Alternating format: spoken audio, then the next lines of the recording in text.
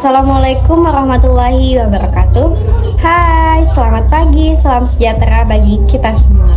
Yang terhormat kepada Ibu Okviani Syafti serta teman-teman yang saya banggakan. Perkenalkan, nama saya Vivi Maulidin Rahmadani. Saya mahasiswa Universitas Terbuka Surabaya. Saya semester 2 dengan nomor induk mahasiswa 8603140443. Saya berasal dari UPPJJ Surabaya dan Pokjar Pamekasan.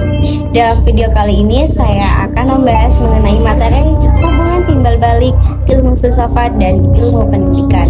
Untuk itu, simak video berikutnya. A few moments later.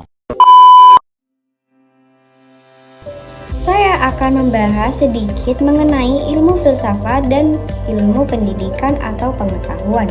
Ilmu filsafat merupakan ilmu yang membahas dasar cara memperoleh dan manfaat ilmu dalam pendidikan. Filsafat ilmu membantu pendidikan menjadi lebih terarah dan ilmiah. Ilmu pengetahuan merupakan pengetahuan yang sistematis dalam ilmiah tentang proses pendidikan, termasuk teori pembelajaran, pengajaran, kurikulum, evaluasi, dan perkembangan manusia.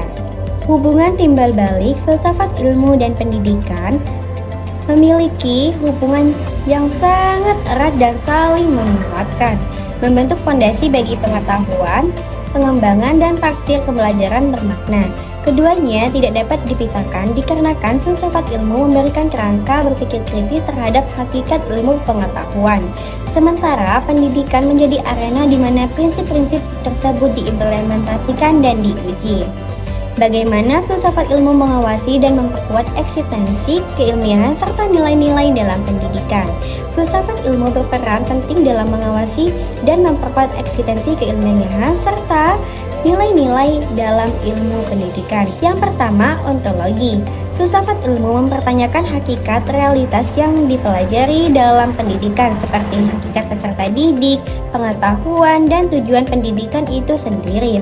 Hal ini membantu memastikan bahwa ilmu pendidikan tidak hanya berlandaskan pada asumsi-asumsi yang tidak teruji, melainkan pada pemahaman yang mendalam tentang objek studinya.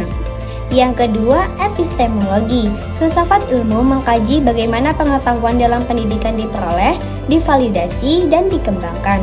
Ini mencakup metode penelitian yang digunakan, kriteria kebenaran suatu teori pendidikan, serta batasan-batasan pengetahuan yang dapat dicapai. Dengan demikian, filsafat ilmu memastikan bahwa klaim-klaim dalam ilmu pendidikan bersifat ilmiah dan dapat dipertanggungjawabkan. Yang ketiga, aksiologi. Filsafat ilmu menyoroti nilai-nilai dan etika yang mendasari praktik pendidikan. Ini mencakup pertanyaan tentang tujuan akhir pendidikan, nilai-nilai yang ingin ditanamkan, serta implikasi moral dari kebijakan dan praktik pendidikan. Dengan demikian, filsafat ilmu menjaga agar pendidikan tidak kehilangan arah dan tetap berpegang pada nilai-nilai kemanusiaan yang luhur. Pendidikan yang bermakna dan bernilai turut memperkembangkan filsafat ilmu. Pendidikan berfungsi sebagai arena di mana beragam teori filsafat ilmu diuji dan ditingkatkan. Ketika pendidikan menciptakan metode baru dalam pembelajaran, merancang kurikulum atau memahami proses pembelajaran, hal ini berpotensi munculnya pertanyaan baru dalam filsafat ilmu mengenai apa itu pengetahuan, bagaimana kita memperolehnya, serta nilai-nilai yang dianggap penting. Misalnya, keberhasilan metode pengajaran yang inovatif dapat mendorong para filsafat ilmu untuk mempertimbangkan kembali asumsi-asumsi terkait bagaimana manusia belajar. Pendidikan juga berperan sebagai saluran untuk menyebarluaskan pemikiran filosofis dan membentuk generasi yang mampu berpikir kritis dan relatif. Filsafat ilmu dapat disebut sebagai pisau analisis dikarenakan menyediakan kerangka konseptual yang tajam untuk membedah persoalan-persoalan pendidikan melalui 3 cabang utamanya, yaitu ontologi, epistemologi, dan aksiologi. Ontologi membantu kita memahami hakikat dasar dari masalah pendidikan. Misalnya, apakah masalah kenakalan remaja berakar pada hakikat individu atau lingkungan sosial? Epistemologi memungkinkan kita untuk menganalisis bagaimana kita mengetahui masalah tersebut dan metode apa yang paling tepat untuk mengumpulkan data dan memahami penyebabnya.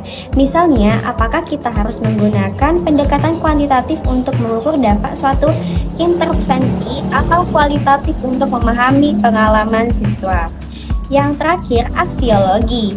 Pada gilirannya membantu kita mengevaluasi nilai-nilai yang terlibat dalam solusi yang diusulkan dan implikasi etis dari setiap tindakan. Misalnya, apakah suatu kebijakan pendidikan adil bagi semua kelompok siswa atau apakah kurikulum tertentu mempromosikan nilai-nilai yang diinginkan masyarakat?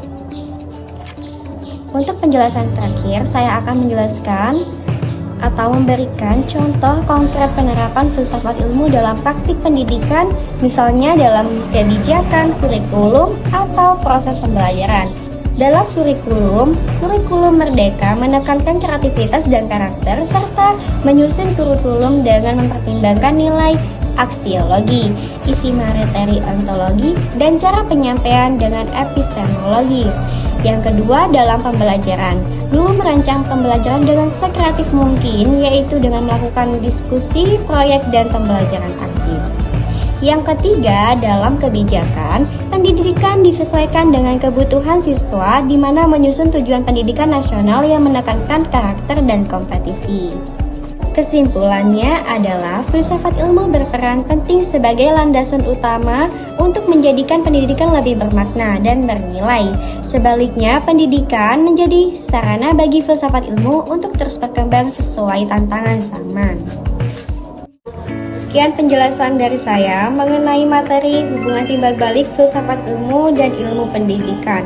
Apabila ada kekurangan atau kesalahan kata yang kurang berkenan, mohon maaf. Wabillahi taufiq wal hidayah. Wassalamualaikum warahmatullahi wabarakatuh.